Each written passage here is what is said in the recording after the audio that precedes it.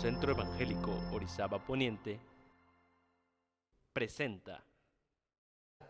Bueno, es bueno estar nuevamente aquí en la casa de nuestro Dios en esta mañana, continuando con los estudios del libro de Josué, en el título general, Esfuérzate y sé valiente.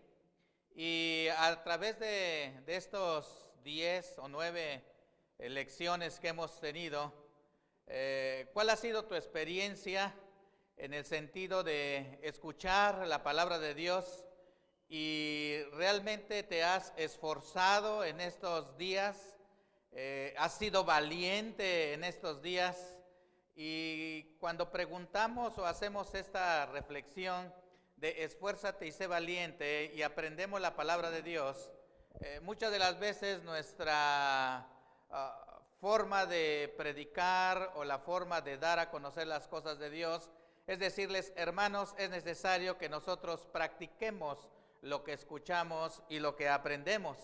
Y es por eso que es interesante que no solamente vengamos y escuchemos una lección o escuchemos una prédica o escuchemos una reflexión, sino el objetivo primordial es de que tú puedas ser impactado a través de las palabras que están escritas en la palabra de Dios y puedas llevar a cabo lo que tú estás escuchando, porque si no, entonces, bueno, no tendría caso, vamos a decirlo así, el poder hablar acerca de las cosas de Dios si en nuestra vida no va a haber una repercusión.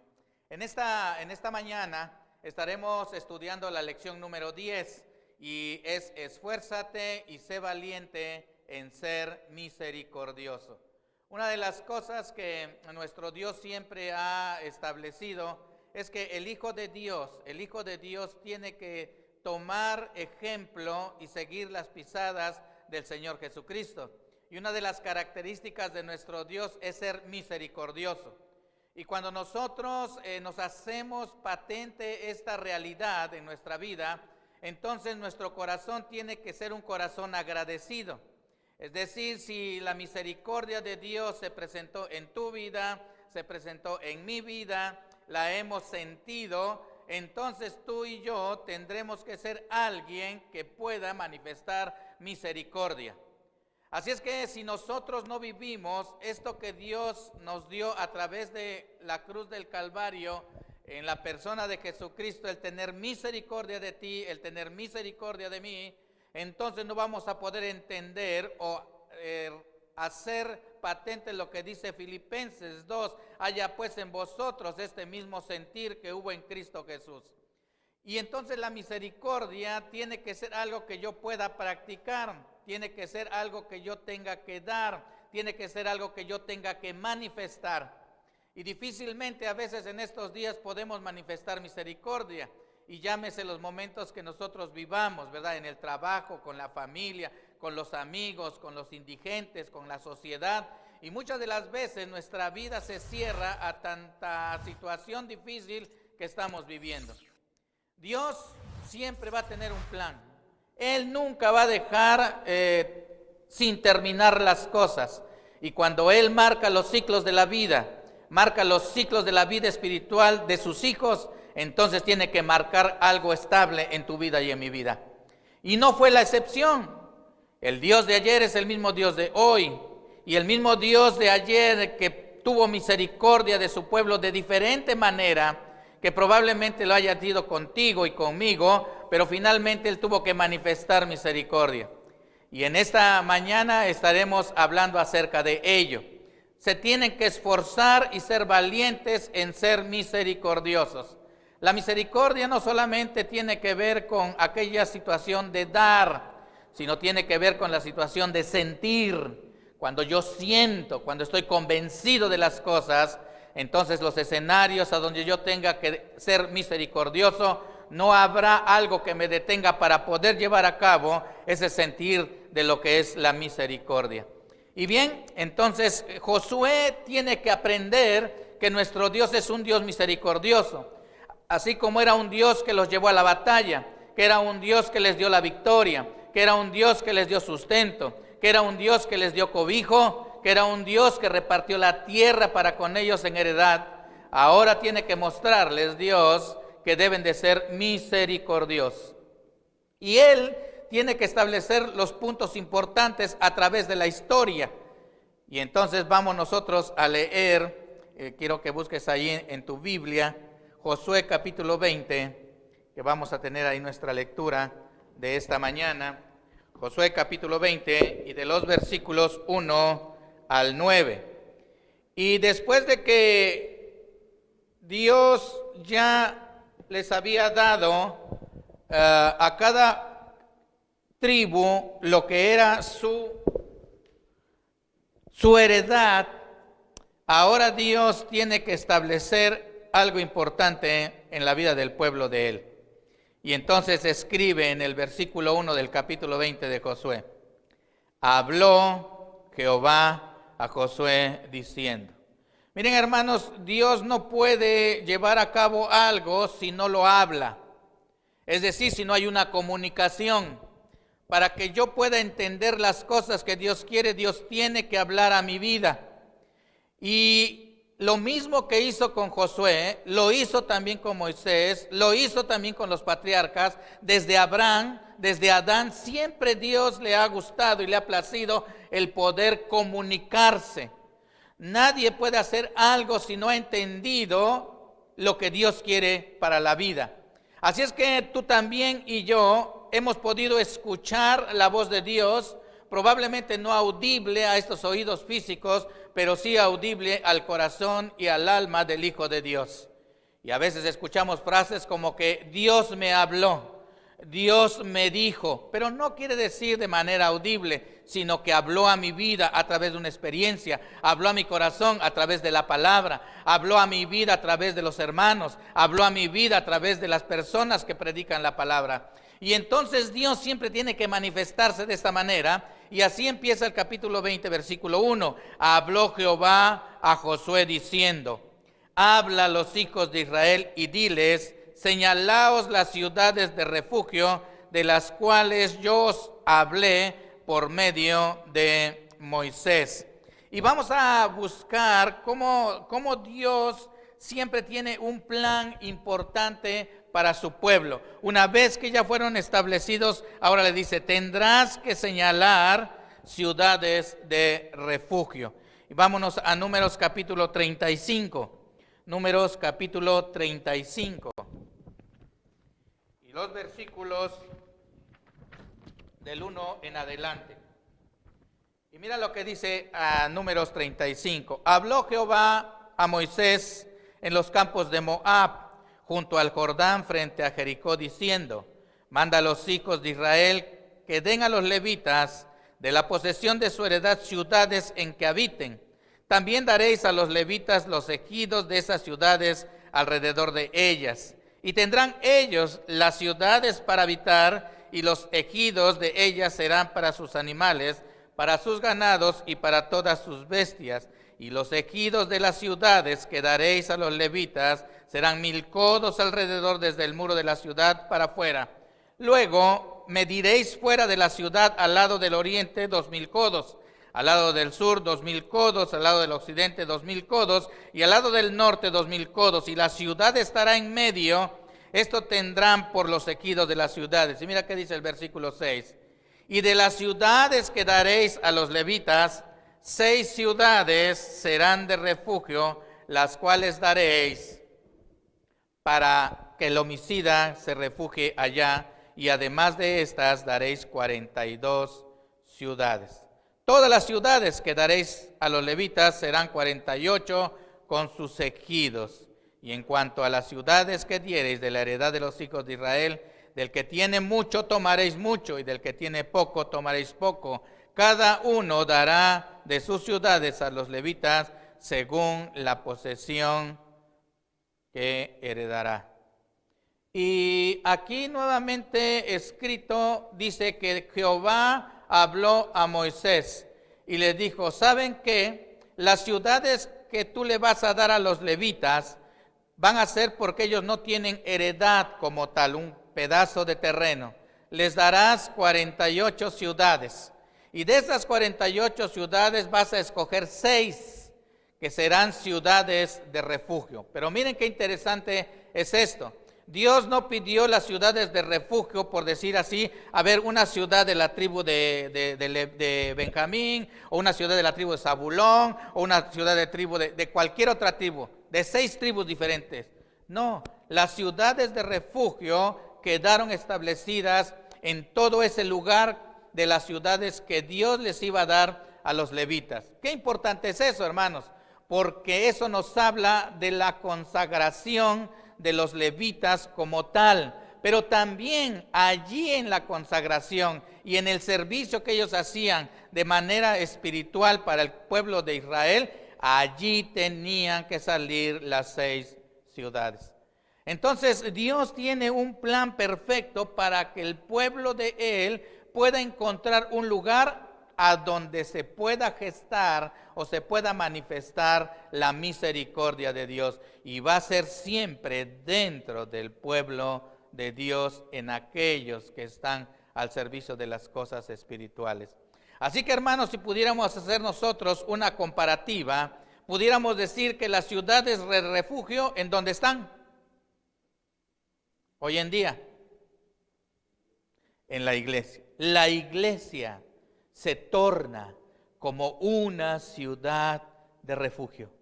Y aquí es a donde tú vas a tener cobijo, no porque a lo mejor hayas hecho algo allá afuera, no, cobijo porque todos los que estamos aquí en su momento dado fuimos pecadores, fuimos homicidas, fuimos gente que no éramos agradables a los ojos de Dios. Y entonces venimos a la iglesia y aquí convivimos como ese grupo de lo que éramos antes, ahora estamos conviviendo aquí. Pero ¿cuál era el objetivo de estas ciudades de refugio? Bueno, vamos a ver otra vez capítulo 20 de Josué. Dice así el versículo 3: para que se acoja allí el homicida que matare a alguno por accidente, y no a sabiendas, y os servirán de refugio contra el vengador de la sangre. Y el que se acogiere a alguna de aquellas ciudades, se presentará a la puerta de la ciudad y expondrá sus razones en oídos de los ancianos de aquella ciudad, y ellos le recibirán consigo dentro de la ciudad, y le darán lugar para que habite con ellos. Si el vengador de la sangre le siguiere, no entregarán en sus manos al homicida, por cuanto hirió a su prójimo por accidente y no tuvo con él ninguna enemistad antes, y quedará en aquella ciudad hasta que comparezca en juicio delante de la congregación, y hasta la muerte del que fuere sumo sacerdote en aquel tiempo. Entonces el homicida podrá volver a su ciudad y a su casa y a la ciudad de donde huyó. Entonces señalaron en sedes en Galilea, en el monte de Neftalí, Siquén en el monte de Efraín, y Kiriat Arba, que es Hebrón, en el monte de Judá. Y al otro lado del Jordán, al oriente de Jericó, señalaron a Becer en el desierto, en la llanura de la tribu de Rubén, Ramot de Galad de la tribu de Gad, y Golán en Basán de la tribu de Manasés. Estas fueron las ciudades señaladas para todos los hijos de Israel, y para el extranjero que morase entre ellos, para que se acogiese a ellas cualquiera que hiriese a alguno por accidente, a fin de que no muriesen por mano del vengador de la sangre, hasta que compareciese delante de la congregación. Y esta repartición de las ciudades de refugio, aunque menciona las tribus, recuerden lo que dice antes: de cada tribu tendrás que quitarle o pedirle. Al que tiene más, le pedirás más; al que tiene menos, le pedirás menos. Pero esas ciudades, aunque estaban en esos lugares, pertenecían exclusivamente a las 48 ciudades que Dios había destinado para que se les quedaran a los levitas. Y entonces nuestro Dios es un Dios estratega. No solamente en la batalla, cuando le dice a Josué, cuando van a derrotar a Jericó, da vueltas, ¿verdad? Él tenía una estrategia. Cuando hace la emboscada en Jai, Dios también tiene estrategias en este sentido. Pone 3 ciudades de un lado del Jordán y 3 ciudades del otro lado del Jordán. Si tú puedes ver en algún momento algún mapa de esos tiempos, vas a poder ver que las ciudades de refugio están distribuidas en especie como de óvalo. Y acabamos de leer que 3 ciudades están a donde hay montes y 3 ciudades están a donde hay planicie. Y pudiéramos decir, ¿por qué este tipo de ciudades tenían que estar de esta manera? ¿Quiénes estarían allí dentro de las ciudades? ¿Verdad? Habría gente que Dios había preparado para que ellos pudieran ser quienes pudieran juzgar los casos. Así es que aquel que cometía un homicidio, o hoy pudiéramos decir un asesinato, tenía 2 vertientes. Una, que hiciera el homicidio sin causa alguna o por accidente. Y el otro, que hiciera el homicidio con premeditación y ventaja. Entonces, aquel que hacía un homicidio, cometía un homicidio, él podría ir a la ciudad de refugio y llegar a las puertas y tocar, y como dice aquí, exponer las razones por las cuales él quería estar dentro de la ciudad de refugio. Y aquellos que estaban dentro abrían las puertas y lo hacían pasar, y él se quedaba allí durante un tiempo, aun cuando viniera el vengador de la sangre del que había matado, no se lo entregarían hasta que él fuera enjuiciado. Vamos a ver qué dice Deuteronomio capítulo 19 y versículo 1 en adelante. Dice así: cuando Jehová tu Dios destruya las naciones, cuya tierra Jehová tu Dios te da a ti, y tú las heredes, y habites en sus ciudades y en sus casas, te apartarás 3 ciudades en medio de la tierra que Jehová tu Dios te da para que la poseas. Aquí hay otra ubicación. ¿Dónde iban a estar? En medio. Versículo 3, arreglarás los caminos y dividirás en 3 partes la tierra que Jehová tu Dios te dará en heredad, y será para que todo homicida huya allí. Y este es el caso del homicida que huirá allí y vivirá. Aquel que hiriere a su prójimo sin intención y sin haber tenido enemistad con él anteriormente, como el que fuere con su prójimo al monte a cortar leña, y al dar su mano el golpe con el hacha para cortar algún leño, saltare el hierro del cabo y diere contra su prójimo, y éste muriere, aquel huirá a una de estas ciudades y vivirá. No sea que el vengador de la sangre, enfurecido, persiga al homicida y le alcance por ser largo el camino y le hiera de muerte, no debiendo ser condenado a muerte por cuanto no tenía enemistad con su prójimo anteriormente. Por tanto, yo te mando, diciendo, separarás 3 ciudades, y si Jehová tu Dios ensanchare tu territorio como lo juró a tus padres, y te diere toda la tierra que prometió dar a tus padres, siempre y cuando guardares todos estos mandamientos que yo te prescribo hoy para ponerlos por obra, que ames a Jehová tu Dios y andes en sus caminos todos los días, entonces añadirás 3 ciudades más a estas 3. Y aquí Dios establece para que pueda entender el pueblo cómo tendría que ser. Y les dice, les voy a poner un ejemplo. Si alguien sale al campo y lleva el hacha y está cortando leña, y al dar el golpe con el hacha se le saliera la parte del hierro, y esa parte del hierro le pegara a su prójimo, y por ese golpe el prójimo muriera, entonces este hombre tendrá que correr a una ciudad de refugio para buscar allí refugio y cobijo en ese lugar. Así es que, hermanos, hay algo interesante que menciona aquí. Las ciudades iban a estar en medio, y esas ciudades que estaban alrededor tendrían que tener caminos accesibles. Y aquí lo menciona en el versículo 3. Arreglarás los caminos y dividirás en 3 partes la tierra que Jehová tu Dios te dará en heredad. Así es que los caminos que nos llevaban o los llevaban a los homicidas hasta la ciudad de refugio eran caminos que estaban arreglados. Es decir, todo israelita sabía que si cometía algún homicidio imprudencial, que fuera no por causa de él, sino como accidente, tendría que ir por esos caminos y conocería el camino. No diría, ¿para dónde camino? ¿Para dónde me voy? ¿O hacia dónde? Y andaría preguntando. Todo israelita sabría por dónde tendría que ir, puesto que los caminos estaban todos limpios, estaban arreglados esos caminos. Así es que el homicida, ¿verdad?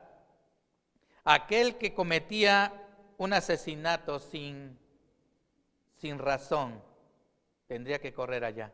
Pero también se presentaba el caso de aquel homicida que lo hacía de manera directa, porque tenía premeditación. Él también podría correr, pero cuando llegara allá probablemente expondría sus casos y a lo mejor queriendo engañar, entraría y atrás de él llegaría el vengador de la sangre del que había matado. Entonces los que estaban adentro, los sacerdotes, el sumo sacerdote, los ancianos, checarían el caso. Y si el caso fuera que lo hizo con premeditación y ventaja, entonces ellos entregarían al homicida, al vengador de la sangre. Sigue diciendo ahí Deuteronomio, capítulo 19. Miren, versículo 11. Pero si hubiera alguno que aborreciera a su prójimo y lo acechare y se levantare contra él y lo hiriere de muerte y muriere, si huyere a alguna de estas ciudades, entonces los ancianos de su ciudad enviarán y lo sacarán de allí y lo entregarán en manos del vengador de la sangre para que muera. No les compadecerás y quitarás de Israel la sangre inocente y te hará bien. En la heredad que poseas, en la tierra que Jehová tu Dios te da, no reducirás los límites de la propiedad de tu prójimo que fijaron los antiguos. Es decir, si el homicida tenía culpa, tendrían que entregarlo al vengador de la sangre. Y entonces él vengaría al familiar que habían matado. Una cosa interesante también es que las ciudades tenían límites. Aquel o aquella que saliera de los límites de la ciudad y el vengador de la sangre lo encontrara fuera de los límites de la ciudad, entonces él tendría toda la autorización para poderlo matar. Hubiese tenido culpa o hubiese sido un accidente. Así es que las ciudades tendrían límites. Nadie podría salir del límite de la ciudad de refugio, porque si transgredía ese límite, entonces el vengador, si estaba acechándolo, fuera culpable o no lo fuera por accidente, él tendría la autoridad para poderlo matar. Dios siempre va a poner sus límites y va a dar oportunidad a que su hijo y su hija puedan tomar decisiones de poder vivir dentro de los límites que en este caso Dios lo iba a hacer. Y sigue diciendo aquí en el versículo 15, no se tomará en cuenta a un solo testigo contra ninguno en cualquier delito ni en cualquier pecado.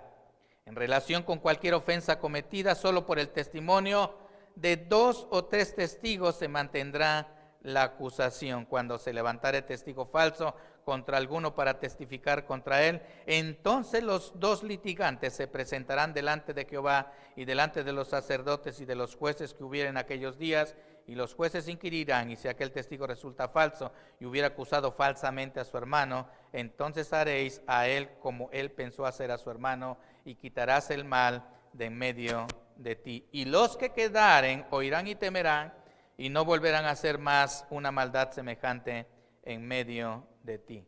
Y no lo compadecerás vida por vida, ojo por ojo, diente por diente, mano por mano y pie por pie. Y cuando estamos leyendo esto, se nos asemeja también a algo interesante, ¿verdad? Dice el Señor, o Jehová Dios le dice a Josué esta parte importante, que cuando alguien quiera acusar no podrá ser utilizado un solo testigo. Tendrán que ser 2 o 3 testigos para que la acusación, vamos a decirlo así, tenga un peso judicial. Y entonces se hará el juicio como debe de ser. Pero también marca, ¿verdad? Como todo, si el que está de testigo es un testigo falso, entonces se hará con él como él había pensado hacer con el que estaba acusando o con el que se hizo o se coludió para poderlo acusar. Y cuando hacemos un paréntesis, hermanos, nuestro Dios también marca esas partes importantes. Cuando haya una situación entre hermanos, ¿verdad? Dice, tendrás que ir a resolver el problema. Y si no te oyere, ¿qué dice? Llámate a 1 y 2 testigos y ve con él. Si no te oyere, entonces dilo ¿a quién? A la congregación. Y si no oyere a la congregación, dice, tenlo por gentil y publicano. Así es que volvemos otra vez al punto. Dios siempre ha marcado las estructuras como deben de ser. Cambian todos los escenarios, pero las estructuras que Dios establece hoy también son las mismas. Y allí está Josué escribiendo esto, o Moisés dándoles la orden a ellos de estas ciudades, ahí en Deuteronomio, y cómo tendría que ser y cómo se tendría que juzgar. Así es que entonces pudiéramos dar un resumen a esta parte. Las ciudades de refugio estarían distribuidas estratégicamente en todo el territorio que Jehová Dios le había dado al pueblo de él. Estas ciudades de refugio, los caminos tendrían que haber sido arreglados para poder llegar a ellos. Otra característica, todo hijo de Israel sabría esto.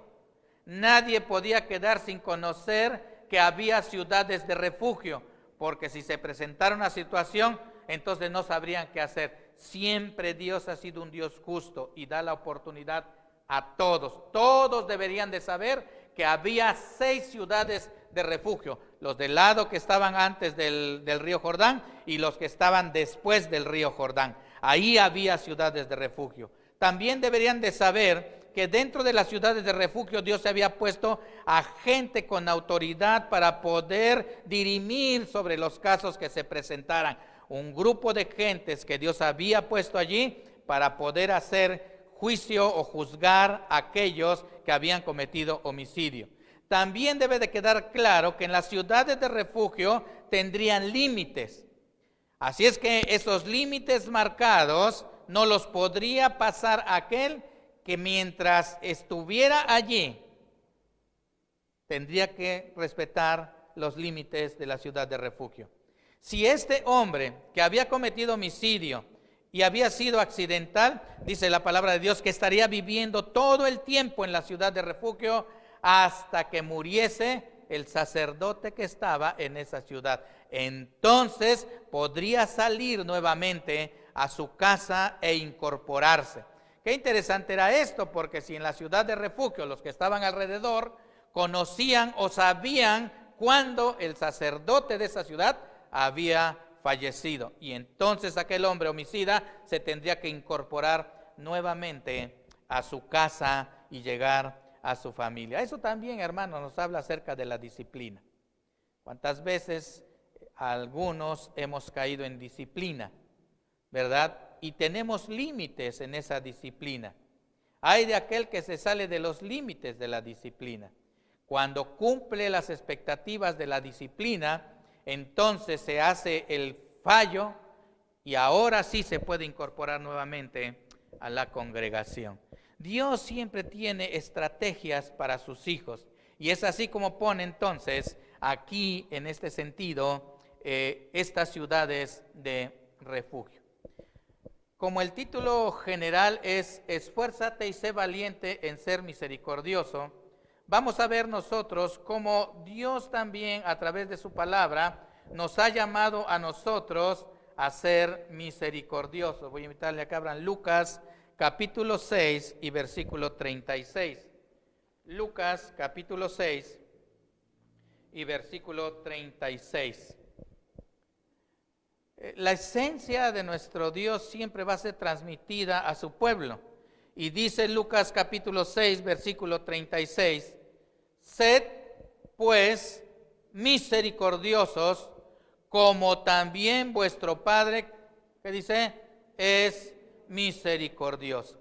Así es que una de las cosas y responsabilidades que tú y yo tenemos es que seamos como misericordiosos. Bueno, ¿y esto cómo se adquiere? A lo mejor voy a Chedraui a comprar 1 kilo de misericordia. O cómo yo adquiero ser misericordioso. ¿Cómo mi vida va a manifestar misericordia? Aquí Lucas, escribiendo su propio evangelio, dice: sed pues misericordiosos. Es un imperativo: sed pues misericordiosos. ¿Cómo? Y dice: como también vuestro Padre es misericordioso. ¿Cómo puedo yo manifestar misericordia a los que me rodean? Y hermanos, es una parte importante cuando yo entiendo la misericordia de Dios en mi vida. Aquí no hay que todos tengamos 100% de misericordia. Habremos quienes entenderán probablemente el 100% de la misericordia de Dios a mi vida, y entonces ellos podrán, ¿cómo? Al 100% ser misericordiosos. Pero si tú no estás entendiendo la misericordia de Dios en tu vida, entonces te costará trabajo ser misericordioso. Te costará trabajo mirar la necesidad de aquel que necesita algo. Te costará trabajo. Entonces la labor del creyente debe ser que Dios muestre a mi vida cómo Él manifestó misericordia y cómo yo debo de manifestar misericordia a los demás. Entonces aquí está diciendo: sed pues misericordiosos como también vuestro Padre es misericordioso. ¿Pero qué estriba esto? Versículo 35, miren lo que dice: amad pues a vuestros enemigos y haced bien y prestad, no esperando de ello nada, y será vuestro galardón grande y seréis hijos del Altísimo, porque Él es benigno para con los ingratos y malos. Bueno, y la pregunta aquí podría hacer: en esta semana yo fui ingrato y malo, y cada quien se analiza. Y ahora estamos tú y yo aquí sentados, yo aquí arriba hablando, pero a lo mejor yo también fui ingrato y malo, pero estoy aquí, ¿por qué? ¿Estás tú allí? ¿Por qué? ¿Nos estás viendo tú allí? ¿Por qué? Por la misericordia de Dios. Y es fácil: ay, Señor, gracias porque fui ingrato, fui malo, pero en tu grande misericordia pude participar de la mesa del Señor y estoy sentado aquí y yo estoy parado aquí. Pero cuando de ti se requiera misericordia, también debes de actuar de la misma manera como tú y yo hoy sentimos que Dios fue misericordioso contigo y fue misericordioso conmigo. ¿Y eso en qué estriba? Decíamos, el versículo 35 empieza con un verbo. ¿Cuál es? Amar. Amar pues, dice, a vuestros enemigos. Miren, hermanos, durante todo este tiempo de los devocionales que nos ha estado escuchando y viendo, algo se trató de esto, del amor, del hábito que Jesús tenía en amar al enemigo, en amar a aquel que no va con lo que Dios quiere. Así es que el amor de Dios también debe ser parte importante que va aunado a la misericordia. Y otra vez quizás la pregunta: ¿qué tanto amas a Dios? Que cuando tú tienes algo, inmediatamente nos respaldamos, ¿verdad? Si pecamos, ¿qué decimos? ¿Qué dice la Biblia? Y decimos: no, espérate, si pecamos, la Biblia dice: abogado tenemos para con el Padre, ¿no? A Jesucristo, ¿quién? El justo. ¿En dónde dice eso? Primera de Juan. Y decía: aquí está yo tengo abogado, espérate, aquí. Pero cuando se trata de amar al Señor, espérate, no. Dice acá, y haced bien y prestad, no esperando de ello nada, y será vuestro galardón grande y seréis hijos del Altísimo. Miren, hermanos, la vida del Hijo de Dios no se basa en cuestiones teológicas o teóricas. Se basa en evidencias tuyas y mías. Cuando vamos a un juzgado y alguien ha sido señalado e inculpado, ¿qué dice la parte acusadora y la parte defensora? ¿Qué llevan? ¿Qué llevan? Un abogado, pero llevan evidencias. ¿A dónde? No, a ver, ponga sus evidencias. Ah, no, pues mire, es que me acusan, pero mire, ahí está. Es que dicen, pero aquí está. Ah, ok, aquí está. Por las evidencias, ¿qué dice el jurado? Da el fallo inocente. Pero por las evidencias también el fallo puede ser culpable. Bueno, ahora yo diría, tanto los que están mirándonos como los que estamos aquí, presenten sus evidencias de que aman a Dios. Presentemos, ahí voy yo también. Presentemos. ¿Qué evidencias presentarías? Y quizás hagas como los chamacos cuando estaban en las clases presenciales, a mí ni me vea, ¿no? A mí ni que me vea. O yo me agacho y pues busco la mano. ¿Sí se entiende, hermanos? Para que nosotros seamos misericordiosos, debemos de tener evidencias de que amamos ¿a quién? A Dios. Y cuando yo amo a Dios, entonces puedo manifestar misericordia. Versículo 32 más para arriba, dice así: porque si amáis a los que os aman, ¿qué mérito tenéis? Porque también los pecadores, ¿qué dice? Aman a los que los aman. Y si hacéis bien a los que os hacen bien, ¿qué mérito tenéis? Porque también los pecadores hacen lo mismo. Y si prestáis a aquellos de quien esperáis recibir, ¿qué mérito tenéis?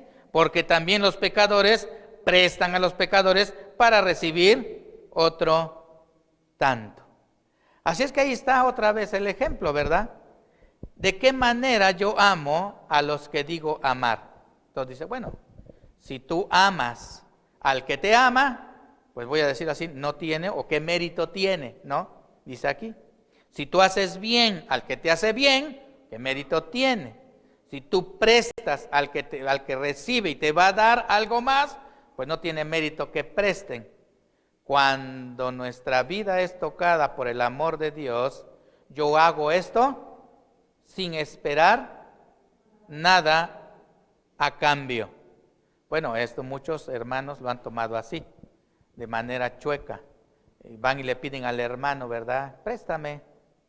Y cuando le va uno a cobrar, pues no dice la Biblia que me debes de prestar y no pedirme. No, espérate. Y entonces vuelve un conflicto, ¿verdad? Entonces, tener cuidado en cómo nosotros establecemos esos criterios. Y eso pasa cuando hay alguna diversidad entre los hermanos y hay un conflicto porque esta me debe, este me debe, mejor ya ni vengo al templo, ya no lo veo porque no me quiere pagar, le vendí unos zapatos, le vendí un topper, le vendí esto y ya van 2 meses y fue allá a verme al negocio y me pidió fiado y ya lleva 1 año y no me ha pagado y lo veo y se hace que no me ve y entonces crea un conflicto. Mejor es importante decirle, necesitas algo, ten.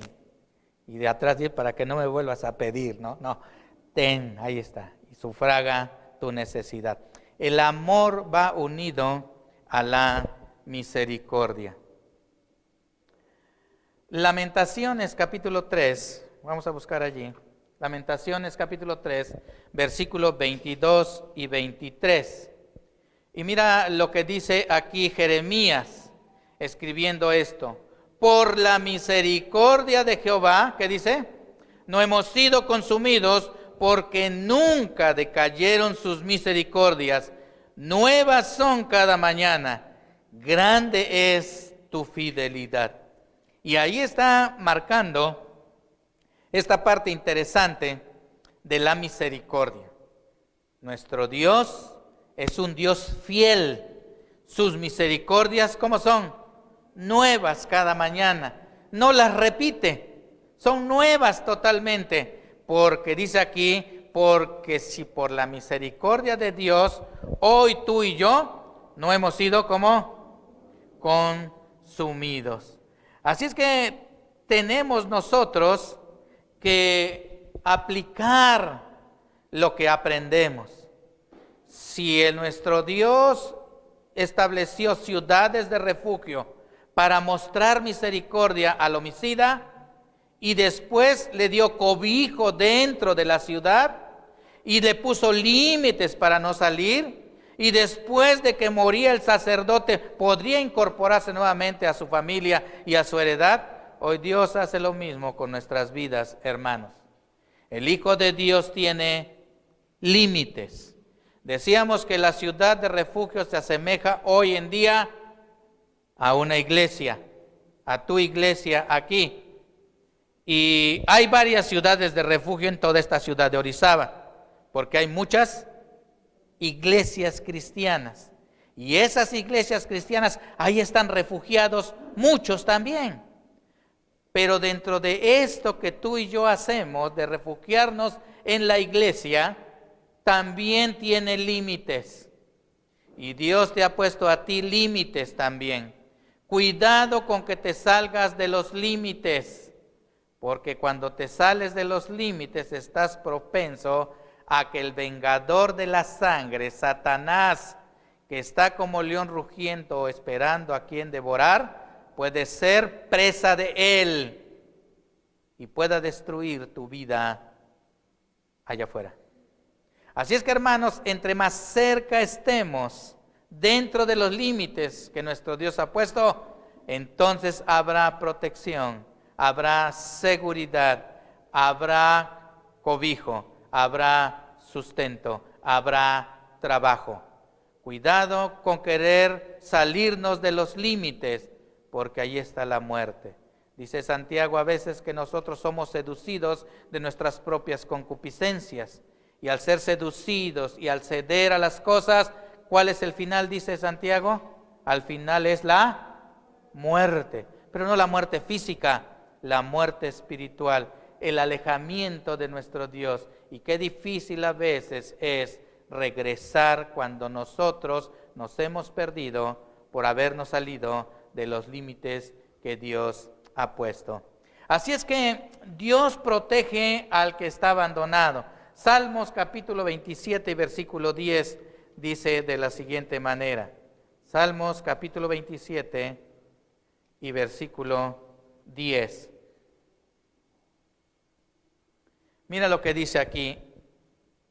Aunque mi padre y mi madre me dejaran, con todo, dice, Jehová me recogerá. Enséñame, oh Jehová, tu camino y guíame por sendas de rectitud a causa de mis enemigos. Los caminos que estaban hechos para llegar a la ciudad de refugio eran caminos ¿cómo? Accesibles. No eran caminos que costaban trabajo para poder llegar a la ciudad de refugio. No estaban hechos con obstáculos para que, a ver si brinca los obstáculos y llegas, pues qué bueno, la libraste, pero si no, ahí te va a alcanzar el vengador de la sangre. No. Los caminos, ¿cómo estaban? Libres, limpios, para que pudieran pasar. Nuestro Dios dice aquí en el Salmo, versículo 11, enséñame, oh Jehová, tu camino y guíame por senda de rectitud. ¿A causa de quién? Del que me viene correteando. Así es que, hermano, los caminos del Señor son caminos libres, son caminos visibles, son caminos por donde tú puedes transitar. El detalle es que tú puedas mirarlos. El detalle es que tú puedas andar por ellos. Así es que los caminos de nuestro Dios son caminos transitables. La decisión es tuya y mía. Dios nos dice acá, o escribe, si mi padre y mi madre me dejaran, con todo esto, dice Jehová, me recogerá.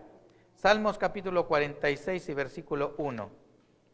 Salmo 46, 1. Dios es nuestro amparo y fortaleza, nuestro pronto auxilio en las tribulaciones. Así es que nuestro Dios siempre va a estar disponible para escuchar tu clamor.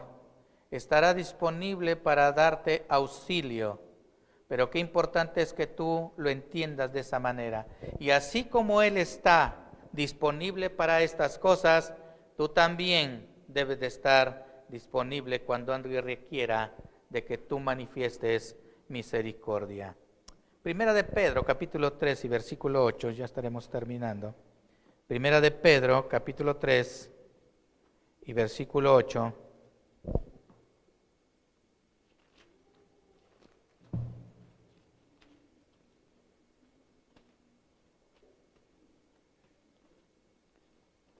Dice así: finalmente, sed todos de un mismo sentir, compasivos, amándonos fraternalmente, misericordiosos, amigables.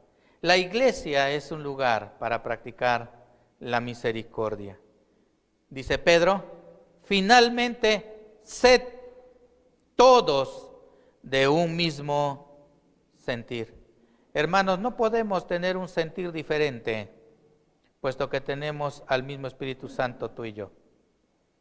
No podemos de ser un mismo sentir diferente, porque tenemos al mismo Cristo tú y yo. Y somos uno con Cristo, y Cristo es uno con el Padre. Y la iglesia es para que tú y yo practiquemos la misericordia. Efesios 4:32.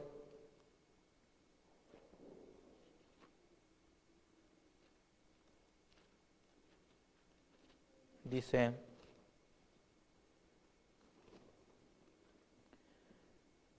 antes sed benignos unos con otros, misericordiosos, perdonando unos a otros, como también Dios os perdonó a vosotros en Cristo. Y con esto quiero terminar en esta mañana. 3 cosas que tú y yo debemos de practicar y entender. Una, para que yo pueda ser misericordioso, debo de entender cómo Dios manifestó su misericordia en mi vida. 2, para que yo pueda manifestar la misericordia, debo de amar como Cristo me amó a mí. Para que yo pueda también ser misericordioso, debo de perdonar como Cristo me perdonó a mí. Así es que 3 cosas importantes, hermanos, en la vida del creyente. El cuerpo de justicia que había en las ciudades de refugio, al final otorgaban perdón o no lo otorgaban. Así es que en la vida del cristiano debe de haber misericordia, debe haber amor y debe haber perdón. Así como Cristo te amó, tú debes de amar.